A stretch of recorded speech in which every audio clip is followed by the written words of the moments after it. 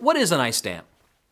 Technically speaking, an ice dam is a ridge of ice that forms at the edge of a roof and prevents melting snow or water from draining off the roof.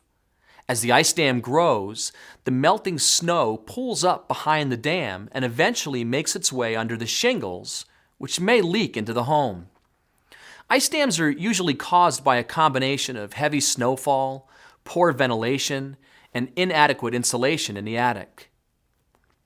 Here's how it works. So let's say you've got a few inches of snow on your roof and the outside temperature is below freezing. The warmer areas in your attic begin to melt the snow, and that melted snow runs down your roof, underneath the snow, until it reaches the colder section of your roof, such as the soffits, valleys, or gutters. When the water hits these cold areas, it begins to freeze and creates an ice dam. As the snow continues to thaw at the warmer section, it feeds the ice dam, allowing it to grow bigger and bigger until it covers the portion of your roof that allows it to remain frozen.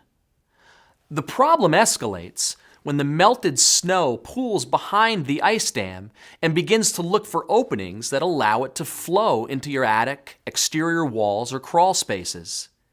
Even if the water doesn't leak into the home, it may begin to rust the fasteners that were used to install your shingles, which over time will create its own leak point.